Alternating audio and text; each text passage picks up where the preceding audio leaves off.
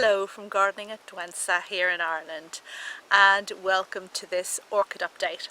So in this video you're going to see some orchids in bloom, and I'm also going to give you a little bit of an update on my Phalaenopsis, my Phrags and my Psychopsis. Okay, let's get on with it.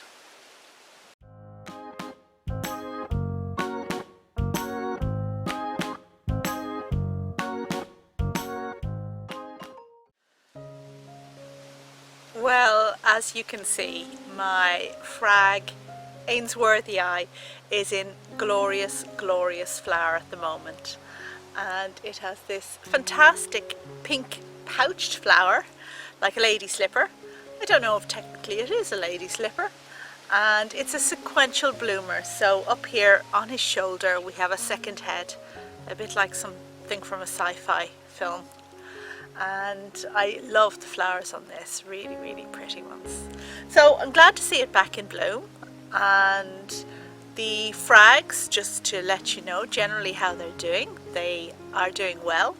I currently have them on a north facing windowsill, which has got to be too little light, and I'm looking at moving them somewhere with a bit more light going forward. However, this one here flowered in that particular aspect. Now all of them sit in rainwater, and I water them about once a week and let the water run through the top, out the base, discard the old water and then put some fresh water in, and they've done okay. So the one on the left is the Grande, which actually is doing less well of the three that we're looking at. The one in the middle is Garren Weaver, which is actually looking quite meaty at the moment, and I'm hoping might be thinking about flowering. And the one on the right is the little kovachii one. That it's a seedling really, but it should be doing well.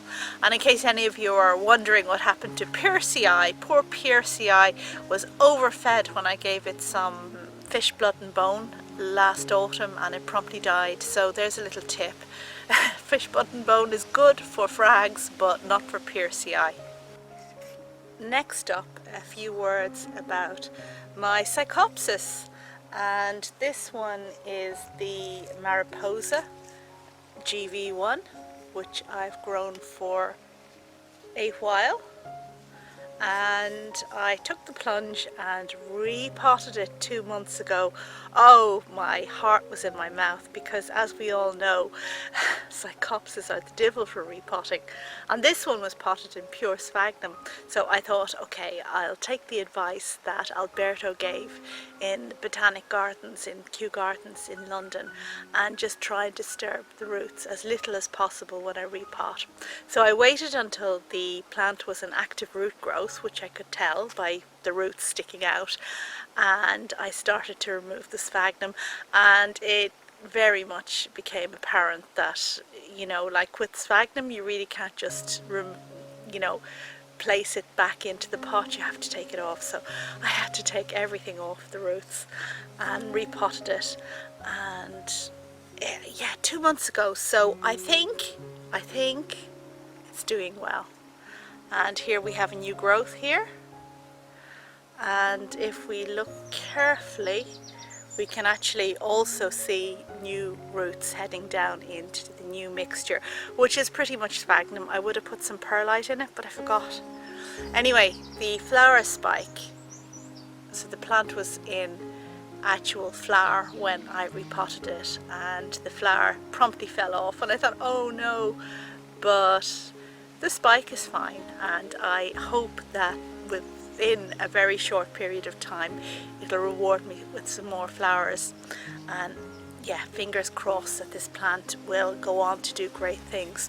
Now, in terms of my other Psychopsis, you may recall that I have another one, a funny one without the antennae, and it seems to have some kind of fungal complaint at the moment, which I've sprayed it for.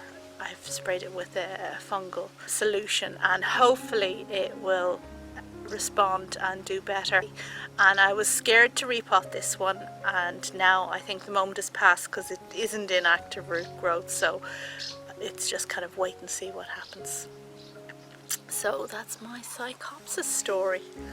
And finally, I want to just briefly show you this little yellow Phal that is coming to the end of its flowering cycle. Now, there's nothing very special about this one. It's just a hybrid that I bought 11 years ago, can you believe? So one of my first orchids, and I repotted it just recently and had to cut a piece of the rhizome, as I've done before with very old Phalaenopsis.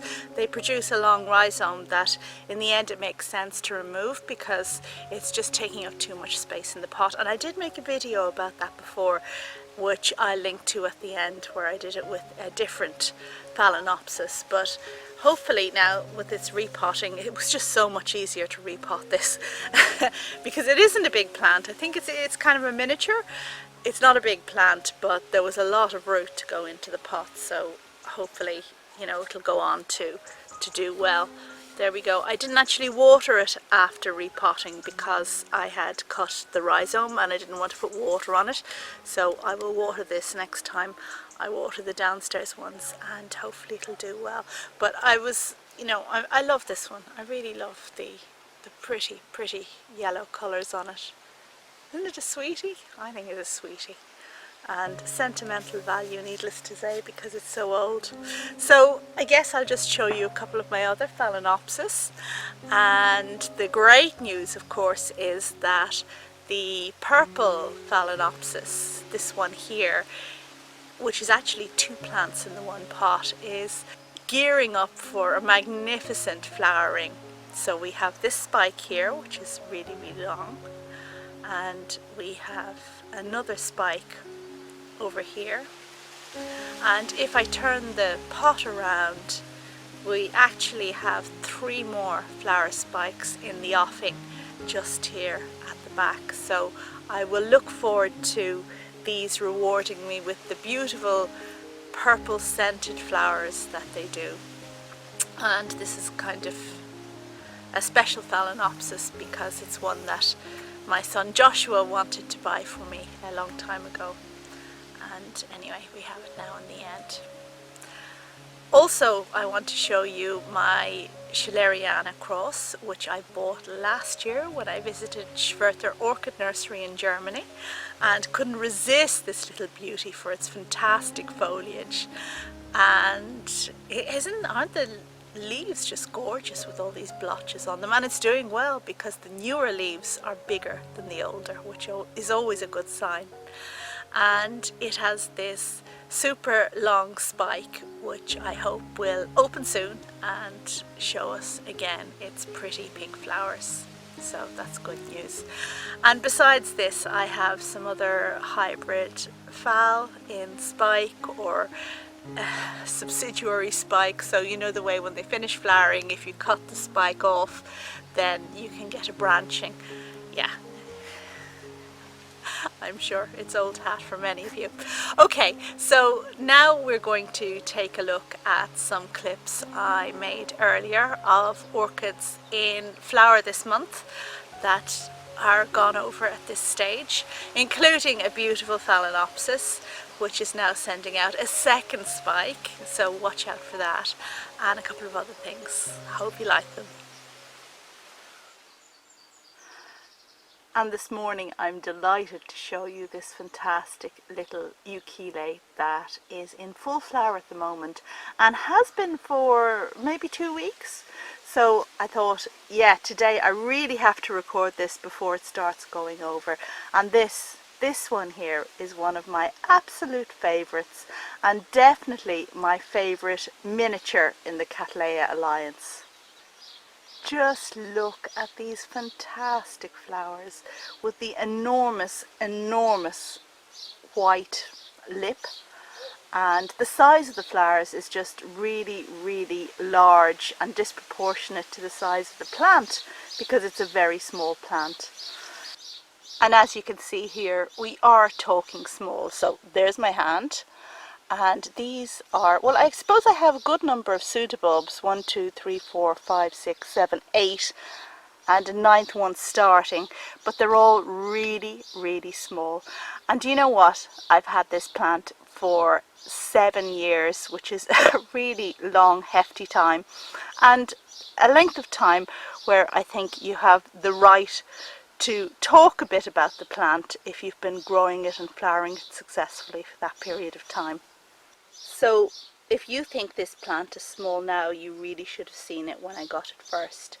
And it was a division I bought from somebody on a forum, and I think it was supposed to be a year or maybe 2 years off flowering size, maybe just one when I got it, but it was absolutely tiny, and I laughed when I got it. I thought there's absolutely no way that this thing is going to flower. But sure enough, the following year it came into bloom, and it has bloomed every year since. Now, I was a bit apprehensive about this plant at first because I'd done the reading, and the books say that this plant needs a dry rest in winter, and really, you know, my track record with dry dendrobiums isn't the best, so I was very apprehensive. And I must say, for the first couple of years I tried my best to give it this dry rest, which just meant delaying watering by a couple of days longer than normal in winter. So if this plant got watered normally every 7 days, in winter I would water it every 8 or 9 days. And that worked fine, and the plant flowered. And I guess I got lazy as time went on, because I haven't done that for a while. I've just treated it like my normal Cattleyas. Okay, so this is Euchile mariae, often listed as an encyclia or a prosdekia, but in any case a miniature in the Cattleya alliance, and definitely one of my favourites. And if you have recently purchased my book, My Windowsill Monsters, where I talk about growing Cattleyas in the home environment on a windowsill like I do here in Ireland, then you will hear a little bit more about this gorgeous Euchile. Oh, I forgot to mention as well, it does have a citrusy scent, which I'm not getting here outdoors this morning where I've brought it for best light and for filming, but it has a pleasant fragrance. I suppose the only thing that I'm a little bit disappointed about is that this plant has never given me a second spike. It's always been one spike every year, but still, considering the size of the flowers, it's definitely a bonus. And I've just recently repotted it, so wouldn't it be amazing if next year was the year where I got more than one spike? And finally, I just want to finish by encouraging anyone who successfully grows Cattleyas on a windowsill to try out this little beauty, because even if, like me, you're completely enamored by the large flowered Cattleyas, you're going to find a place in your heart for this little baby too, because it's gorgeous, absolutely lovely, and refreshing in its appearance, quite refreshing. And next up we have a few Oncidiums in bloom, and these are ones that you actually saw in the last video. So we have the one in front, which is just going over, Stirbic, and we have Chayenne behind. And because Stirbic is really going over at this stage, I'm not going to dwell on it for a very long time. Suffice it to say that I absolutely love this Oncidium. I love the markings on the flowers, I love the reliability of flowering, I love the size of the flowers, and really I think it has everything going for it. And behind Stirbic we have Chayenne, which I am really pleased at how it is kind of curved there. Look at that. So this spike we're looking at was only partially staked. There's the stake behind, and it has curved over, and I really like the way that presents. The same thing for the spike directly above it, although that was, as you can see, staked further, but the same thing, we have a curving spike, which I think looks really well. I'm sure some of you will have noticed that there's some kind of mealy on the flowers here, and I'm going to spray for that just as soon as I finish doing this video. Perhaps I'll do it on the video. Anyway, very pleased with how long this one has flowered, how reliably it flowers, and just how easy it is to take care of. And I think every collection can do with some prima donnas that require a bit of fussing and faffing, and will flower for a short period of time. But to encourage us, we also need some steady eddies like this one, which will, if you give it the proper care, will just flower reliably and flower for a very long time. And I think it's an injustice really to call this plant a steady eddy, which kind of implies that it doesn't have amazing flowers, because I think these flowers really are fantastic and amazing. And now I'm going to spray this plant. So I am using a systemic, which has been mixed in this bottle, and I'm just gonna switch it on and spray the flowers, which is a shame. I mean, I may well lose the flowers as a result of this, but I've had good use out of them, let's just say, at this stage, and I'm quite happy to, if I can get rid of the pests, to lose them on this particular instance. And I'll just do a little bit on the leaves while we're in the neighbourhood, and hopefully that'll put paid to it, and this guy will go on to greater things from next year. And it's okay to do this outdoors today because it's a dull day. I don't have any direct sunshine on the plant. I'll wait till it dries up and then I'll bring it back indoors. And as my Chayenne drip dries in the background, I am going to show you this next little plant, which is a Phal, an equestris that you saw in the last video. And I just love this cluster of flowers. And this little baby has made pretty much a ball of flowers. I can't even count how many there are so many buds. A really gorgeous little thing, with of course that orange lip that was promised to me, with a purple petal and a deep white rim around, and I just love it. And here we are getting a detailed close-up of what those tiny little flowers look like. And here's the finger just going in, just to show you how small they are. Really gorgeous things. And look at all the buds that have to come. Really, really pleased. But perhaps there's something you didn't notice about this plant, and you will see when I turn it around. And that is the fact that it is producing a keiki here from this old stem. And the keiki has a root now at this stage, and in fact I'm going to remove this today and send it off to somebody whose video you should look out for. So Collection of Unseen Nature is her channel, and her name is Nellie, and I'm about to send her a few little things in the post. So check out Nellie's channel and look out for that video.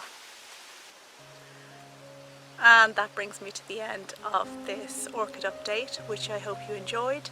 And if you did, please give it the thumbs up.